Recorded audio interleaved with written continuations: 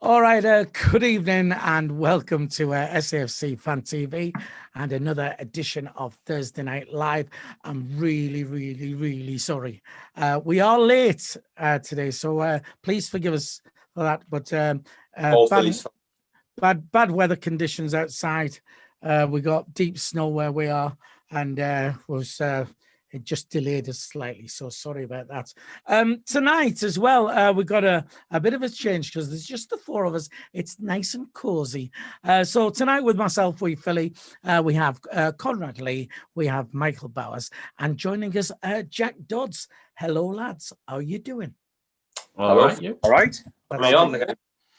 Right, what it is, what we are going to do tonight, we will mention the Hull City game, which is a little bit of a bonus because we wasn't expecting to be playing this weekend, so that's coming up. So we will have a look at that. But most of all, we want to throw it open to you lot on the live chat tonight to join us. And anything you want to ask us, if you want to ask us a question individually or as a team, anything like that, we're going to take questions tonight off the live chat, and we'll do our best to answer them without telling too many lies. So already on the chat, we'll give a shout out to David Walker, Acacia Cameron, Jude, Keel Watson, David Algar, Michael Bowers, whoever he is. I've heard his name. He's somebody. Right, I'll tell you what we're going to do then. We will start before the questions start coming in with Hull City. So it's a bit of a bonus game, like we're saying. Going to be playing on Saturday night. The Sky cameras there, which is not always a good thing. What do we think then, Conrad? Are we confident? Are you excited for the game or what? I think I'm more impressed that they actually, because there's no way they would have organised this without speaking to Lee Johnson and the team and going, do you want this game? And like he said when he came in, he wanted the team to be bold. And I think there's no better way than going, right, lads, you didn't know about it, but we're playing top of the league this weekend. Just get on with it. Like, do you know what I mean? There's no sort of bigger thing than trying to, because it would have been typical of us to try and push it back to like March, April time and go, we'll try and hit a bit of form for when we're playing them. But just to go, nope. That's it. We're going for years now. There's no time to be wasting anymore with this. So I'm more impressed that we've actually done it. Confident. I don't know. It's a bit of a weird one, really. We've never actually had this before, where a game's been put on at the last few minutes, where we've just been preparing for just general training and fitness, and then they're going, yeah, you're playing. When has that last happened to us? Well, for me, I think, I'm over the moon it's on, but I reckon what's probably happened is Sky Television have come in and gone, you two have got free weekend here. You'd still need to play each other. And I think with Sky being involved, I think obviously there's going to be money involved. Yeah. And that has been the biggest thing without a doubt. So that's how I say it myself.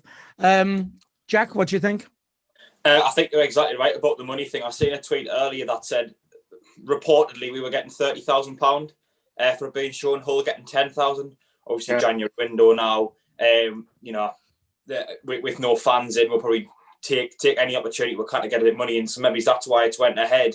To be honest, I'm pleased because obviously it wasn't the best result against Northampton. I know we'll play again on Tuesday night, but seeing as Dino's not here, I'll nick his phrase. Let's be fair, it's not exactly as much of a test as the normal league game would be. So I'm pleased that we've got a game, and obviously it's a bit money coming in with the Sky money, whether it's 30,000 or whether that was a completely made up figure. Confident, well, I had to do a little bit of research before the game, before I did my preview show with a Hull fan. And before the 2-0 win against Charlton, they'd lost 3 in a row. So to be honest with you, it's probably a decent time to play them. If anything, the Hull fan who I was speaking to earlier on my show said that they were struggling with plan B. And as soon as the team tactically figured them out, which is probably a problem we've had a lot this season, they didn't really know where else to go. So to be honest with you, I think it's a good time to play them, really. So I'm quite pleased that it's on. And of course, I'm pleased it's on because at least we've got a match on Saturday. Yeah, there's nothing worse than than a Saturday with no game on it. It's dreadful. Well, Mike? there is. There's a SAFC Fan TV live show without we. Oh, we'll let you have that. You can come back on again. This guy. Get him on. Michael, what do you think then? Are you confident for Saturday? A lot of it depends on the player's mindset and mentality going into the game. It's like I think Jack said. I think in that sense, it is a good time to play Hull, and I think in some respects we probably could have done with just getting the fixture played anyway. Because apart from Hull, haven't we got like Blackpool, Shrewsbury, Accrington, whatever other games there are? There's at least 3 other games, possibly 4 of them, that are going to have to be rearranged. So, Fleetwood, that was it. That was another one. Even though wasn't Fleetwood supposed to be like mid-February? Then it was pulled back to this Saturday, and then it's been pushed back to the original date or something. That was, I just found that quite amusing. But Michael, you're the man with the stats, so if that's what you say, then you seem to remember everything. We bow down to you. Jack, the problem is I seem to remember garbage all the time when it comes to Sunderland, so it's not good for my mental well-being. With Hull, though, it's good. It's at least good to have actually for Sky to be generous, because we've also got Ipswich away on TV this month, assuming that game doesn't get riddled with COVID. So yeah, I would hope. I have, like I said, for this season, I definitely think that playoffs is definitely achievable. Top 2, like I said, whether we think we've got the squad for it or not, that's what the aim's got to be. There's no point otherwise, irrespective of what we think of the squad being good enough or not. And if we're going to have any hope of the top 2, we've got to win. Do I think we will? No. If I'm if I'm going to be taking Dino's place as Mr. Doom and Gloom and knock him off his throne, but it's good to get a game on at least, though, and at least it'll save us a bit, well, at least one little bit of fixture congestion later on in the season. Right, okay. We said we would be throwing it to the live chat for questions coming in, so we'll keep going back to the Hull City fixture on Saturday. Paul at Fans React has said, are we playing the right formation of 4-4-3, or are we better suited to 5 at the back? What do you think, lads? Jack? Do I think 4-4-3, by the way? 4-4-3. Is a goalkeeper playing outfield like? You said 4-4-3. That means yeah. Well, it's his message. I just listen. I've only read the question out. Don't shoot me. All right. Okay. Right. Okay. Then 4-4-2. That'll have to be then. If well, all right then. 4 at the back or 5 at the back. It's basically what he's saying, isn't he? I think we're desperate for a change. As much as I quite like 3 at the back, and I think if you've got the players and you can train, you can do the right drills and training to get it across the players to where they need to be, because it's quite difficult to understand. I do think if you can play 3 at the back, you do offer yourself quite a lot. But I think we were starting to get tactically figured out when we were playing 3 at the back. I think teams knew exactly what it was going to do. So I thought going to 4 at the back was quite refreshing. So in that respect, I think it's been a good decision to change formation. As to whether do you go, 4-3-3, 4-2-3-1, 4-4-2, I think the formation we're playing at the moment is okay. I don't really know what other formation I would play. I think if we had a few players back from injury, I'd maybe change it up slightly. If we had Gooch and 09 back, maybe I would look to try and fit them in, especially fit 09 going in forward, and maybe try to get a few more attackers on the pitch and go maybe 4-2-3-1, where you can you get an extra attacking option on the pitch. But I think we're right to change it from 3 at the back. In terms of how we're playing the right system, in terms of, already established it's 4 at the back. In terms of do we go for a different number in the midfield or whatever, I don't really know. But I quite believe in the system so far, and I think it's working quite well. Right, fair dues. I'll pass it around the other guys. I quickly want to go on the chat here to Adam French. Said, what happened to Sean? Did General Wee Philly ban him from the podcast today? No, he wasn't banned from the podcast. To be honest, Sean's been at work, so I've not spoken to Sean today. But as far as I was aware, I think he was doing a podcast today. But none of the lads are banned from any of the podcasts or anything. Apart from Jacob. Yeah. Yeah, he's an Arsenal fan, isn't he? So, so right then, 5 at the back, Michael. Would you rather have that or some other system? Prefer 4 at the back. I think 5 at the back. It depends if you've got the players for whatever system that you try and implement in the team. I think we have got the players to go 4-3-3, but obviously, we've got the players to what's what I'm looking for? Fill roles in that system at the moment, but obviously we need more pace and we need a bit more creativity in the window, which is what you'd hope we'll get, but clearly not. See, Phil's laughing at the idea of getting pace and creativity in the window. No, So I'm exactly, no. That's the point. Michael, Go on, I'm not. I'm laughing at Conrad putting on "That's a lie." He has been banned. Conrad, Breaking social distancing rules is William's story. Listen, punishment a month later. yeah. Jono 84 says 5 at the back, 5 in midfield, 5 up front, but we'd still struggle to win, apparently. Conrad, formation preferred for you? Always 4. I never liked the idea of having 3. For my limited football time, when I played in centre defence, I'd rather have a flat 4. It's easy to know where your line is than 3 with 2 that drop in every now and again, that drop back when you've got the ball on and move up when you've got. It's just knowing where people are for me. We only played 3 at the back for a little bit under Parkinson for me, and that was in his little run. And even then, we still looked a bit suspect in defence. And then we haven't been great with the 4 either, I'll be honest, but have we had our best defence since Johnson's come in and put us back into a 4 when we've got people like Willis out? I say person like Willis out, and then we've never really... Yeah, 09 out as well, and Hume and McFadzean have been swapping when they've been fit as well, and we've never had a settled back line, and that's normally what is always key to a solid defence, is having a settled back 5, keeper included, because I'm going back 4, that just know that are the same week in, week out, and know exactly where they are. Well, for me, I mean, I was going to say old-fashioned, but I'm just old, especially according to Jack. But it's always been a 4-4-2 for me. I just can't go wrong with it. Big man and small man up top. Something like that. On the chat coming through, Neil Thompson saying, any idea on when 09 and Hume are back? Has anybody got any? Was it not meant to be early January they were coming back, roughly, or at least back into full training then? They've been training. I've seen the pictures of them in training, so I can't imagine it'd be too long. Even then, though, they'd still be a while away from full match fitness, though, wouldn't they? So I can't imagine. I suppose everyone's fitness is going to be a bit knocked, though. Like I wouldn't say anyone's probably full fitness because we had the break, and some of the players recovering from COVID as well. It's nothing easy to just get over, I think. Gooch and Willis played out of absolutely nothing against whoever it was before we went down with COVID, and just played anyway, even though they'd had no training. Well, on the chat again, Stu Shaw says, cannot play many formations. We've got 0 pace, which, I suppose is a problem. But, is that not a shout out for getting a lot of the younger members in who'll give us pace? I think also, for me, Saturday night, I'm normally dead confident all the time, but I'm still going to be confident. But I mean, I still look. I mean, we had the result against Lincoln, which was brilliant, and I thought, get in, we're off to a flyer.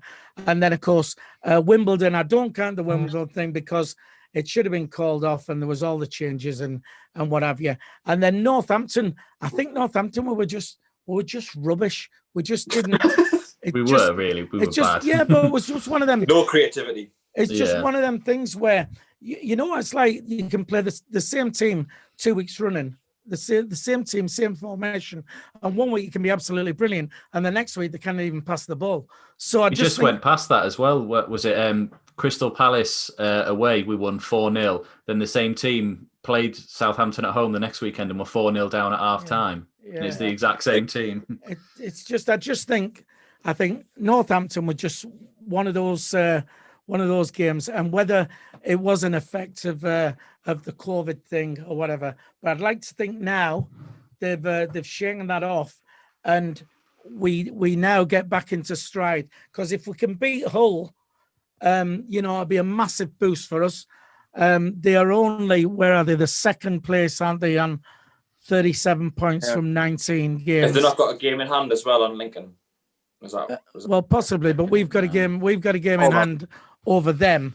So if we was game in hand over Lincoln, but they'd still be 1 point behind. All right. They won it. and if we beat them on Saturday, then it puts us 5 points behind them with a game in hand. So it then doesn't look too bad. Yeah. Right. Do we think that COVID's had an effect on how we've playing? Before I go to you and answer that, don't forget on the live chat, get your questions in.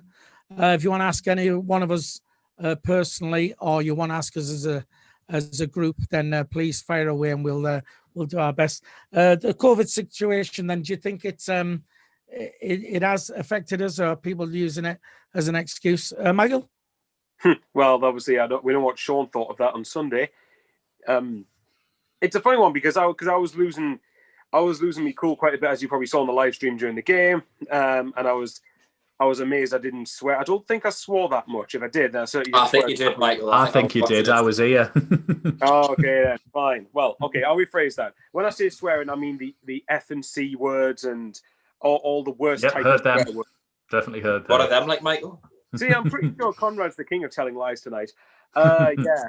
I mean, obviously, it was hard not to be watching the game. I did say at the time, I did think that COVID was used as an excuse. I do believe that COVID is a factor behind the performance, but it depends how many of the players actually had COVID and how many of them just had to be in isolation. How many of them, and obviously, even without that, we haven't trained for so long. I still believe we could have offered a bit more because Northampton have got quite a leaky defence based on their few results before playing us. So for me, there was no excuse not to test them more. But we'll wait and see. If that's the case, then hopefully we've got 90 minutes. We've got 90 minutes under our belts now. And although we're not going to get back to complete fitness by Saturday, I'd like to hope we could get a bit more, be a bit less lethargic. In saying that, though, the difference is the two games are going to be different, though, because Northampton were pretty content to put everyone behind the ball. Hull are not going to do that. So they're going to come out at us, so it depends on how good we are defensively. We can get at Hull. We can get at them, but I don't know. Hopefully, COVID's not an excuse on Saturday. Put it that way. Hopefully, we won't be saying that. Sean, Jacob, banned for fighting each other. Right. Adam French on the chat says Sean's applying for the Fleetwood job. That's why he's not here. True professional grafting. Sean is grafting tonight, by the way, if you wonder where he is. As is Dino. He's out delivering his parcels late into the night. As for the mad mistake, he's in Asda doing a big shop, really. Back on the chat, Karen Monk says, one at the back, one up front is the winning combination for me. That's my dirty wife behaving. Wait in midfield. I thought she was in front of two up top.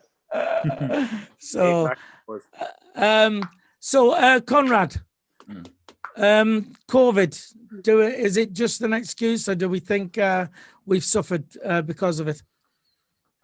Well, I don't think there should be an excuse. Like you said, I think it was just we were rubbish against Northampton. We had no idea, no creativity, and I wouldn't say they look tired or anything in the game. Do you know what I mean? You can tell when a player just looks knackered, and I don't think it was that. We looked knackered when we were in the last 20 minutes away at Doncaster and Parkinson refused to make a substitution.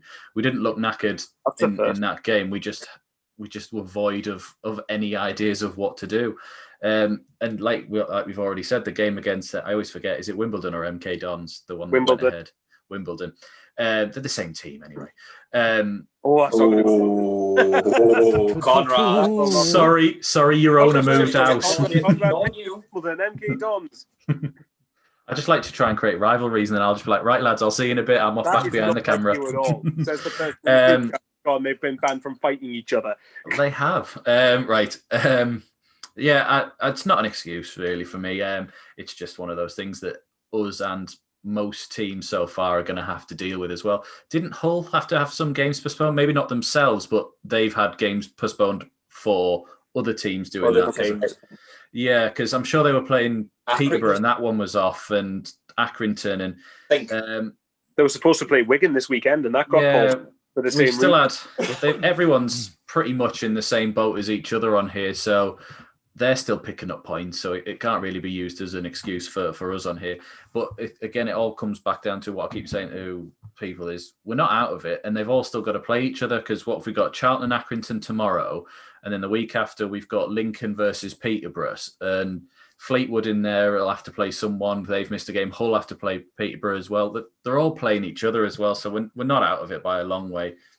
Well, I mean, Terry's had COVID, and you've got to go off for what he says when, Terry's a fair lad. He runs every day and all that, and it's wipes him out. So, for me, I think it has had an effect and a knock-on effect. Jack, what do you think?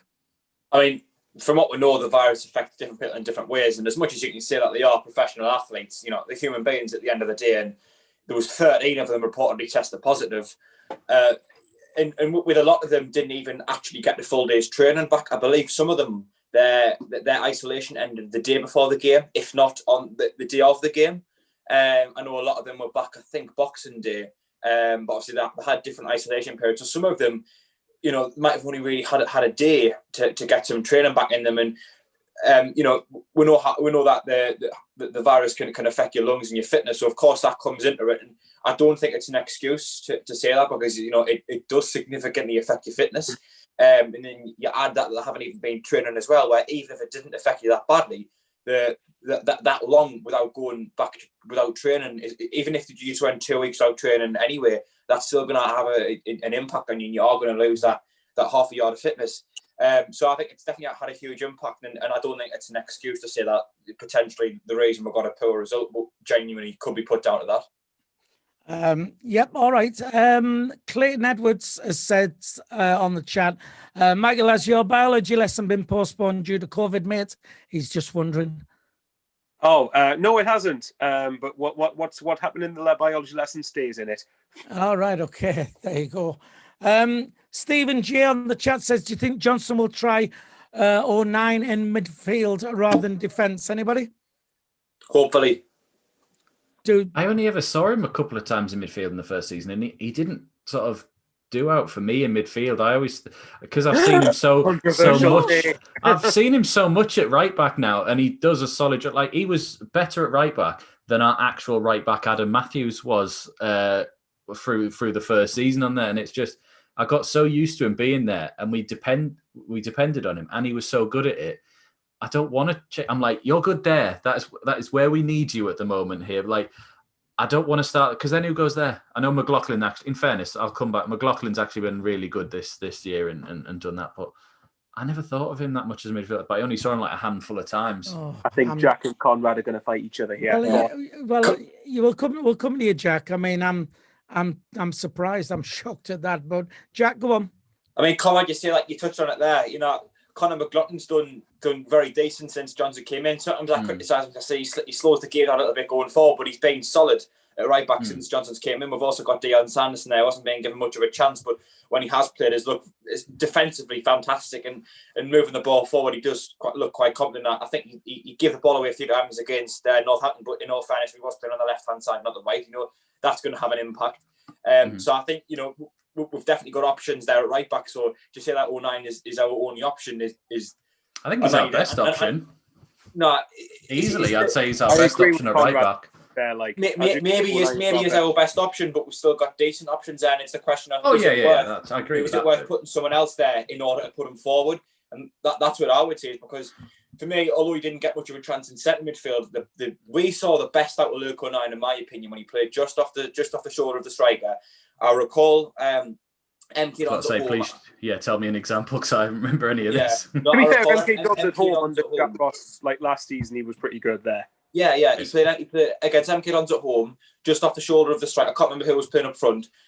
Max Power scored a worldie, and then Luke O'Nien went forward and scored the dink, and booted the corner flag over after as well. I remember, as much as it was a cup game, Burnley, he played just off the striker there. I was at that game. He had a very good 90 minutes.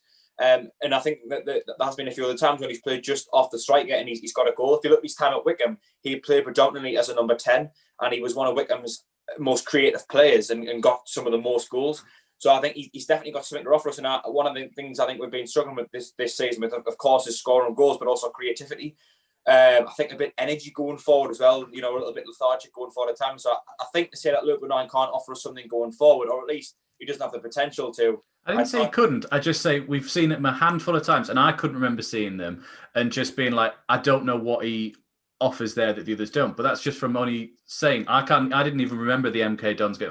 We've seen him a handful of times at attacking mid or centre mid, and we've seen him a lot. I was going to say a different word there, but we've seen him an F-ton at right back, and he's been one of our better performance throughout this. No, I'm not saying he's not a good right back. I'm just saying we have got players there to come in to replace him. Yeah, definitely. McLaughlin and Sanderson. Yeah.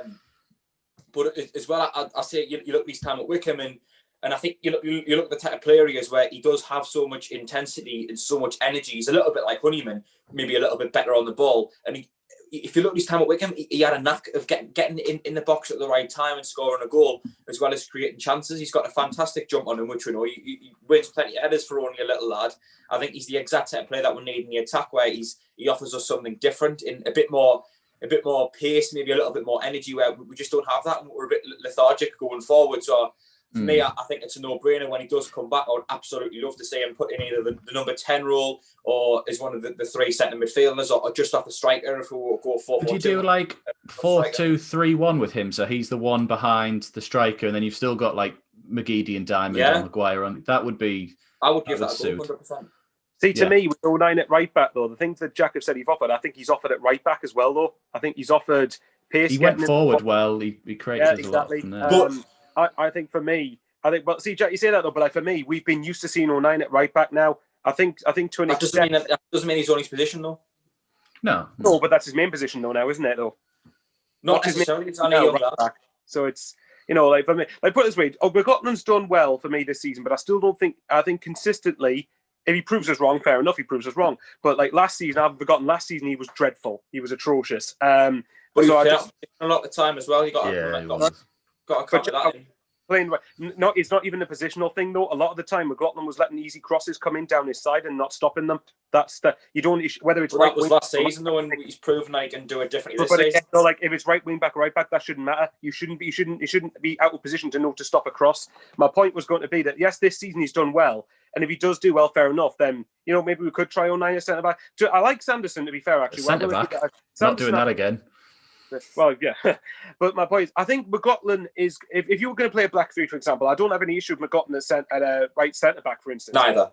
Is that I don't think that something that again Jack himself touched upon. I don't think that McLaughlin gets forward enough and isn't mobile enough to play. Certainly not at wing back. At full back, I'm not 100% convinced, but like I said, proves us wrong. Sanderson, I actually thought. I mean, granted, I think I only watched him.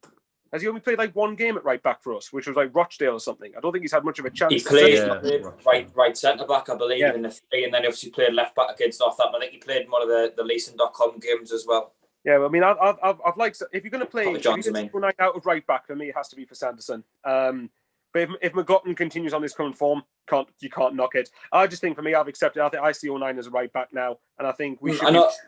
I think we should be looking to. Yeah, well, it's not just me, Jack, though, is it? A lot of people at the club see him as a right back now. Every manager that's come in, it's definitely worth giving him a go. As right back, and Lee Johnson. Well, actually, Lee Johnson hasn't had him. Forget it. That last point relevant. And it's worth giving him a go at centre mid or attacking mid, of course, on there. But I think to give a handful of appearances in midfield to pretty much 2 solid years of being one of our best defensive players it's just that's sort of where I'm like. I get the appeal of playing him in the middle and what have you there, but I'm just a bit like, I know you're good at this, and I know what job you can do there. So let's just focus there. Then that's not an issue for me to think about. If Conor McLaughlin can keep proving his worth at right back, which you've got to admit that under Lee Johnson he has been a solid option there. What he could offer us in midfield if we just give him a shot. Why not just take the chance? That's what I think. Why not give him 5-6 games further forward? Well, when I've seen O'Neill, yeah.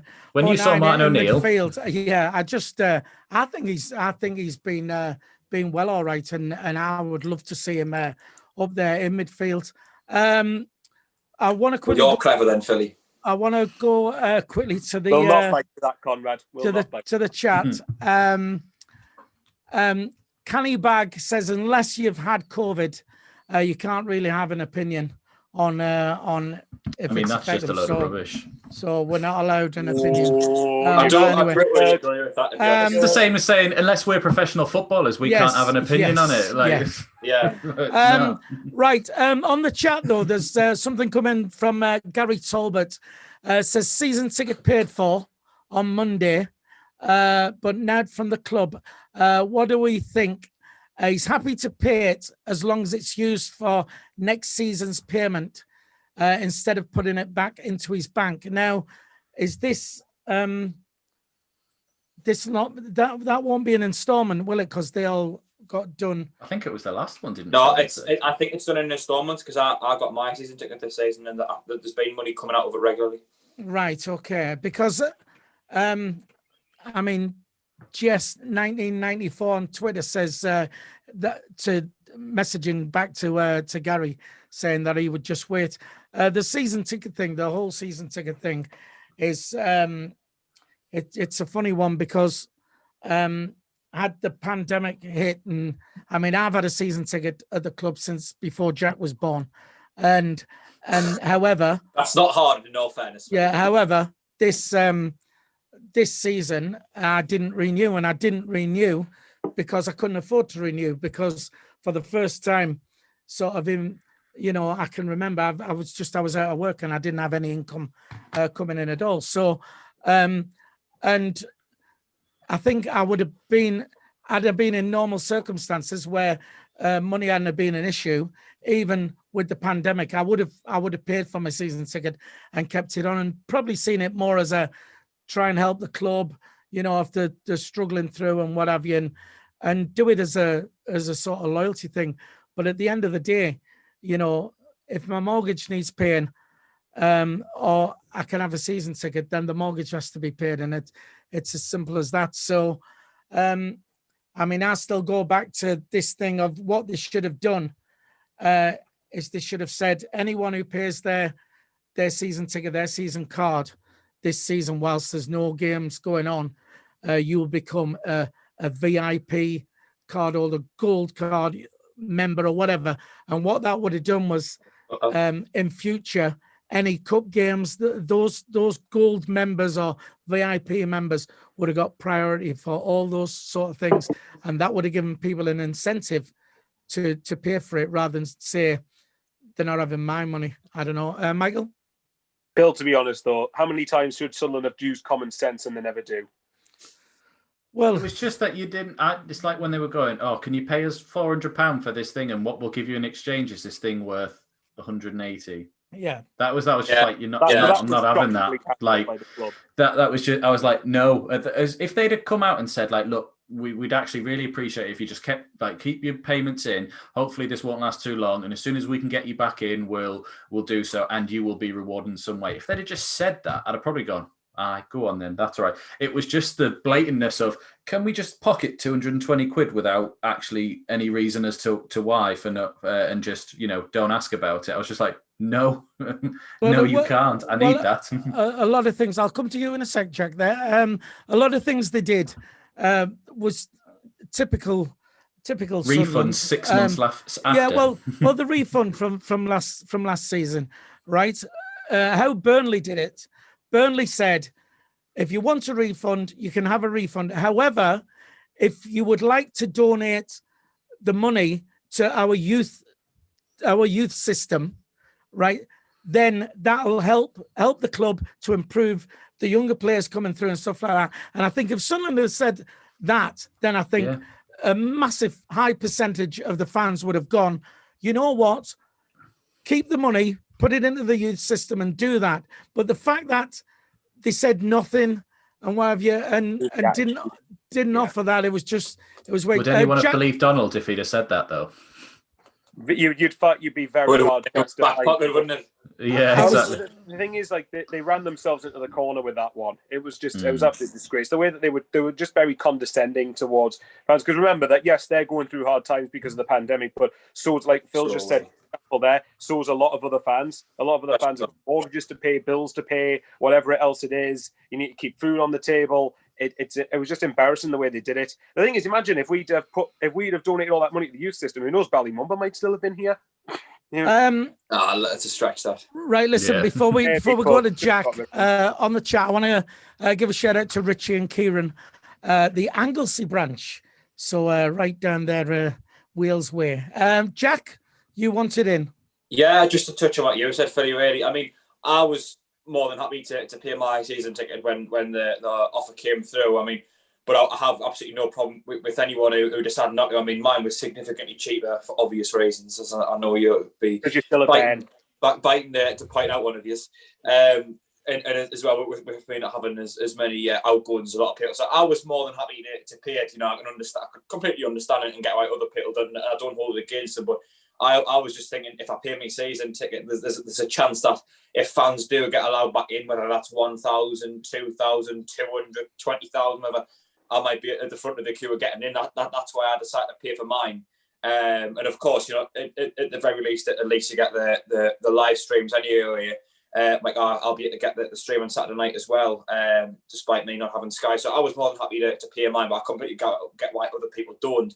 But I think you're right, Philly, when you say, you know, it would have been nice if they gave an option to say, you know, you can have a refund, but if you would like to, and you have got the money to, you know, to not take a refund, we'll put it into the academy or even another cause, even if it was to go towards the players' wages because we're struggling to pay them, you know. Or even the staff that they laid off's wages, you know, didn't have to furlough people for so long or top them up. Yeah, literally anything like that. I'm sure you would have got a lot of people saying, yeah, fair enough, I'll put in for that. I just think the club missed a trick when the start of this season, when it was unsure on whether fans could go in and watch games and what have you. And like any other club, you know, you lose your revenue from the fans attending.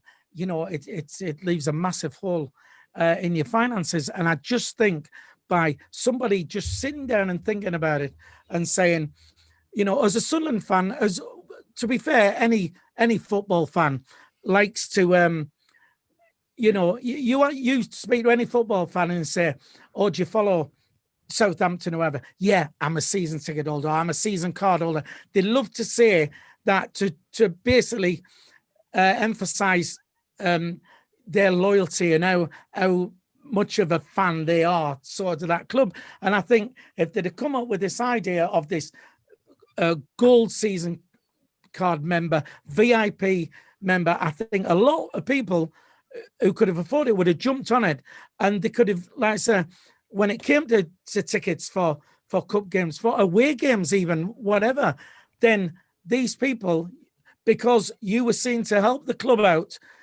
in their hour of need and put money in, then your reward is that you will now get priority when it comes to tickets and things like that. And I think a lot of people would have invested in that and wouldn't have had a problem with it, because I think they would have seen it as not wasted money. And like Conrad says, Conrad's cat, yeah. Just what do you think? It would have, rather than like Conrad says, you know, give us 400 quid and in return we're going to give you the price of, you know, streaming a game each week. They wouldn't have seen it as that. They'd have seen it as 400 quid going towards them being a gold member, a VIP member, or something like that. Red and White podcast. Do you remember the war, Philly? That's shocking, isn't it? Philly gets an OIP discount. I wonder who just like the bus pass. Yeah, they're all right. You get all the respect then. My OIP season card is even cheaper. You're right, Tweet. Cheeky, yeah. Oh, we weren't swearing this week. So, right, I'll tell you what I want to do. January, which is the transfer window. Is that still, has anything changed with that? Is the transfer window still... as far as I'm aware of, yes. Yeah, we still buy players who don't do any good for us and sell them, and when they move on, they do better when they leave us. Yeah, I mean, also, pretty much the same as in the summer. Yeah, Sunderland probably aren't going to sign players until the last 2 weeks of the window now because we're idiots. So there you go. The biannual event of Sunderland wasting money. Yeah. It's the Will Grigg anniversary. Yay! Oh God. Well, I mean, going back to that. Oh well, no, let's not cover that again. Let's talk about Wickham getting promoted by points per game. No. No, let's not go there again. That's a bit. Yeah. Thane says the cat, that cat is the Messiah, apparently. And what I was going to say about, listen, right, the transfer window then for January, right? We're going through this takeover, and all of a sudden, you know, it's gone quiet again. It's supposed to be with the EFL and waiting to be signed off and what have you, right?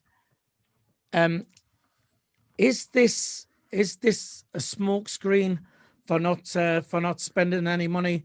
Mike Ashley up the road is a master of doing it with them, where he'll say, we're selling the club, it's up for sale. And so because it's up for sale, you know, they don't Mike Ashley keeps Newcastle in the Premier League though. Well, and they don't spend any money. And well, they spend 40 million on one player. And then soon as 40 million on Joe Linton, 70 million on St. Maximin, 20 odd million on Miguel Almiron. All right. Does he? He never spends any money, does he, Max? All right. In fairness, compared to what a lot of other clubs around them spend, yeah, they probably don't. In comparison. All right. What I was going to say then, Premier League is a stable club. When then the transfer window closes, the club comes off the market with Mike Ashley and stuff like that. So, is it? Do we genuinely believe this is a proper takeover and it is in their hands then? And we're just, I mean, should we not be getting updates on it? I mean, does anybody know how this is supposed to sit with the anybody? I mean, it's not been very long. It was only Christmas Eve. I think the deal was actually agreed. It's only the 7th of January now, so I don't know how long these AFL checks take, but I would maybe look towards the end of this month before we're like how we're going to move on.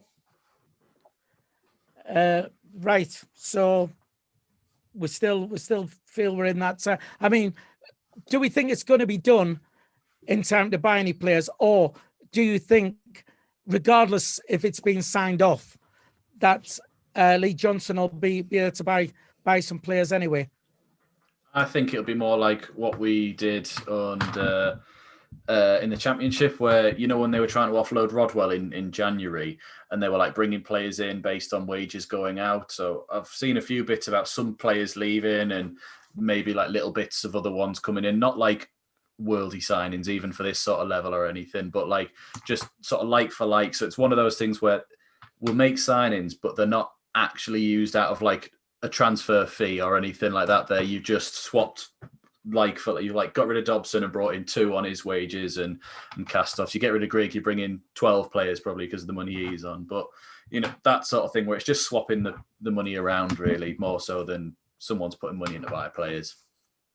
Michael? I think we'll probably just end up signing loan players. I think we'll end up signing loan players who are like 20, 21-year-old.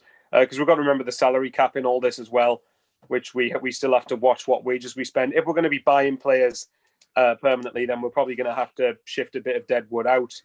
You know, Danny Gray and Remy Matthews, just to name 2 of them. You'd end up having to do quite a bit of wheeling and dealing to actually fit within the new structure. So for me, I think the takeover thing, obviously, we're not really. Maybe that's probably why we're not going to try and not going to attempt to sign players until the last couple of weeks of the window. Which for me, I don't agree with that. I think you should be ultimately, if you look at it from a financial perspective, Sunderland's worth more if they get promoted, get players bedded in earlier by signing them earlier. But when was the last time we had a proactive window? Yeah, I think we'll just end up signing loan players, and I don't mind that as long as the players what we need. Fine, no problem, but go out and do it. Don't just say you will and then go back on your words. All right, then. Well, let's throw this at you then. Let's say we don't buy anyone. Are we good enough to go up, or at least get a playoff place, Jack? Definitely not. We absolutely need to strengthen this squad if we want to get promoted this season. There's no way this squad is good enough to get top 2. Good enough for playoffs? I don't think so either. I think. Well, honestly, Philly, and I know you're Mr. Positivity, but honestly, I think there's no way in a million years this squad we've got at the moment is currently good enough to guarantee us playoffs. Never in a million. We haven't. Wyke's done well so far this season, but there's no guarantee with the players around him that he is going to keep on scoring. And the other two strikers haven't shown any signs of anything this season. We know what Will Grigg's like, and of course we know what Danny Graham's like. We haven't really got any creativity in the team, or rather that you can rely on all the time. I know McGeady's came back, but I do like to lay off him a little bit because it's going to take him a while to get back up to full fitness and used to playing football. He's probably still not even there yet. But again, you can't just rely on McGeady. The point I make is you look at our very first season in League One, we finished 5th. Season after that, we finished 8th. Can you honestly say that this squad is better than the other 2 seasons? Never in a million years. I think the first squad we had in League One is miles better than the squad we've got now. And I think that the squad, I would even say the squad we had last season, if it's better, it isn't much better than the squad we've got now. So never in a million years would I say that this squad's going to. I think we've got to sign players in January if we want any chance of going up. Right. Well, Chris Scott says the new Doominator, which I'll agree with. I don't see. I can't agree with you saying second season in this league we finished 8th. That's the season didn't end, and where were we before it ended? Though were we like 7th or 8th anyway? Well, something like that. So what? We have spots, but not on points per game, obviously. Yeah, I think it was that. It's the same thing as now, isn't it? We're close and we're within touching distance of it. So a lucky or fluky result either way, and we'll end up in it. But you can't just rely on lucky. Exactly. Yeah, exactly. That you can't rely on those points that aren't guaranteed. And I think my thing is we have no midfield. No creativity in midfield. Yeah. Well, hang on a sec then. So Jack, you says this team's nowhere near good enough, and not even for the playoffs, right? What happens if this team, which is the same team, right, plays like we did against Lincoln for the rest of the season? Is that team then still not good enough? To that, I would say, although we won 4-0, and a lot of people will gasp at this comment, did we even really win the game ourselves at Lincoln? I mean, I'm gasping at your comment. We scored 4 goals and kept a clean sheet, so we did win. Michael, listen, how easy could we have lost that game? They had 2 clear-cut chances which you would put your house on them scoring, and it was defensive errors from them that led to us scoring goals. We could have very easily lost that game. Well, Jack, 4-0. If they'd put their chances away and they'd done their part, we wouldn't have won the game.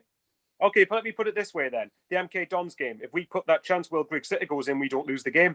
You flip, but you can't. I get really annoyed when people do this. I'm not having to go at you here, by the way. It's yes, just, you are. Michael, yes. Michael's having to go at you. Right here.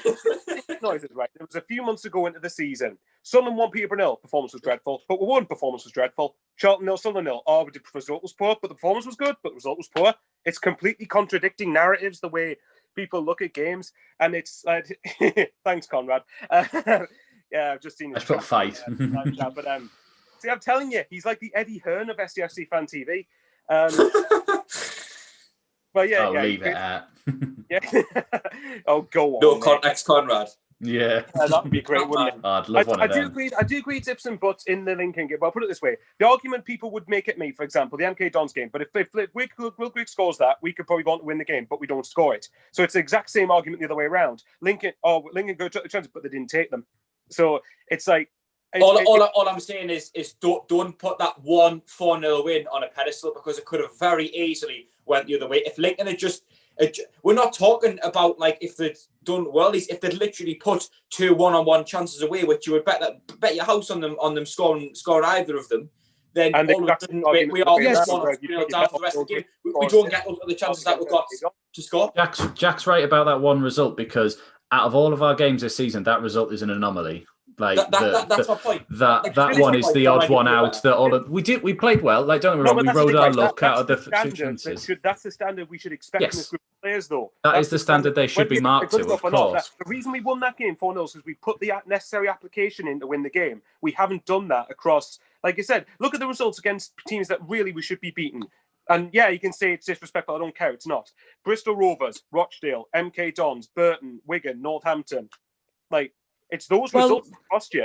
Well, let me jump in. Jack, see on the chat, Thin says, Jack makes a good point, but it's ifs and buts, which it is. And if you're going to use the Lincoln thing, But if this happened and that happened, then we wouldn't have won it.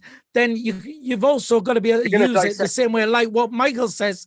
You know, in certain games where we haven't scored, what if we had scored? So it swings and roundabouts. What happens if Burge hadn't clattered into that player at Bristol Rovers? What happens if the keeper hadn't saved Max Powers Worley in the last minute? Like, what happens if I know what they mean. Like, it's all ifs.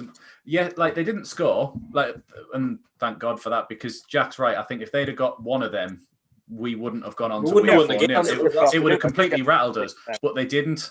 And then we went on, and yes, the penalty was the first one. It was a bad tackle, and we got a penalty. But once we scored the first one, Lincoln didn't really threaten us again for the rest of the game. They sort of bottled it a bit because of us. But I do agree with him in the sense that it was an anomaly, that game. But I agree with Michael as well that that's the game that we should be measured. We should measure every performance against, because it's our best one of the season so far, really. Yeah, and my point was going to be there is that, put it this way, to answer Phil's question, I don't believe this squad shouldn't make top 6, but there's a but here. But I don't think we'd win the playoffs. So by that definition, no, I don't think we are good enough to go up, which again, as I said before, is embarrassing for Sunderland in League One, because we should have a side that is going to, well, to be honest, brutally honest, should walk the league. We should have exactly. We should be expecting us, or if not walk it, at least like go up fairly comfortably. Well, I think this team is more than good enough to go bottom. The difference is it's getting the team to play together and coming up with every team we play. It's their cup final, and it's this thing of them chucking everybody behind the ball. You know. To be fair, I agree with that there. We do need to get used to it. Yeah, it's been 3 or 4 years of people doing it to us now. Yeah, and we've got to suss out how to do that. But I think we've got a group of players who are good enough. Without a doubt, this squad is good enough for League One to do that. Is this squad not significantly worse than the first squad we had? Unbelievably. Yeah, definitely. To counteract, though, is the league not much worse as well, though? I wouldn't say so. I think the league's pretty much the same. I would say it's pretty much the same. I'd say last year I thought was the stronger one of them. This season is the worst it's been since we've dropped into League One. Which, yes, we're worse. Don't get me wrong. But I heavily disagree with you there, Michael. No, I'm sorry. I don't know how we can say the league's the same. I mean, the best way of saying it is we've both stormed this league. They're not here anymore. Coventry were probably the only team last year who were looking like doing anything at the top. They're not here. There are other teams that are here this year. I mean, Hull weren't there in the first 2 teams. They've dropped down. They've been brilliant. Lincoln, 13 teams all within 6 points of like getting to the top. So do you know what I mean? Lincoln weren't here in the first time. In the second time, it was their first season in League One after coming up from League Two. So you could argue they weren't ready to necessarily do anything. So there's 2 squads already. Well, I mean, without a doubt, the squad we've got now is far worse than when we first came down. Well, you know, without a doubt. I think, it might be even the way I think I might be pushing it to think that we can get a top 2. But I know I did say it. However, I think top 2's a stretch. However, without a doubt, we'll definitely make the playoffs. And like Michael's saying, we can make the playoffs, but what's the point because we won't win them? I think it will be the typical Sunderland thing to do, that we'll get the final, go to Wembley, no fans allowed, and we win. Because I don't get what. And I'm fine. Why is there a problem? That's exactly what I want. I don't have a problem. I don't have a problem with that. I would be over the moon if that happened, but it would just be typical Sunderland that all these times of going to Wembley and never ever seeing them win. You know, that it happens then. But no, it would be ideal for me. Right, look, we're running out of time. So what I want to do is I wouldn't mind a prediction from you. I'm going to go last because obviously if I say my prediction, you're going to copy me because I always get them right anyway. Football genius. Well, call me what you will. So you told us we're not allowed to swear, Philly. Sunderland versus Hull City Saturday night. Michael, what do you think? I'm going to contradict myself here. I'm really pessimist. I think we'll get beat. I think Sunderland 1, Hull 2. So we've got to be up for it. No excuse not to be. Fane, I hope you're right. Well, even though, you know, Hull are not on the best of runs. But anyway, Jack, what do you think? The Sunderland standard 1-1. Oh, Jack. But I think special. it depends heavily on how the game goes. I think if Hull get an early goal, I can't see us winning the game. Right, okay then. Conrad? I'm thinking the same as Jack on here, a 1-1. But if it's the same Hull that show us from the first game of the season under Johnson, now we should be more than capable of beating them. But what was it? They've only won 1 in 6. So don't say that. I'm gonna edge away and just go 2-1 us. But I've got the backup of 1-1. Bad. We know who to blame now then. Yeah. So what are you going for? Because I don't want to have a backup at all. No, I'm having a backup of 1-1. I'm saying there's a backup of 1-1, Okay. but I'll write 2-1 down to us. I'll do a reverse psychology moment here. Sunderland have not won. If I'm right, Sunderland haven't won a home league game since early November. There you go. Stato. How many have we played? 1. Right. Well, listen. I was tempted. Reverse psychology. Oh wait. I was 3-0 Sunderland. There we go. That's what he's trying to say. I was Yes. tempted to. Tempted to go 2-0 to Sunderland, but I can see Hull getting 1. But I'm still going I'm going a 2-1 win to Sunderland, and I'm gonna say a solid performance as well. I think we'll be getting back to at some point we've got to have the new manager effect, which it's not really kicked in because it's been messed up with the COVID thing and all that. Some quick predictions coming in on the live chat. Thane is saying 1-0 to Sunderland. Paul at Fans React is saying 1-0 Sunderland. DJ Earth is saying Sunderland 0, Hull 4. He's also put if the crowd get behind the team, we'll win 3-0, but there is. Chris Scott on FC Gaza 1-0 to Hull. David Algar 2-1 to the lads. There's 1-1s coming in. Everyone's favourite at 1-1, isn't it? Jack Ross special.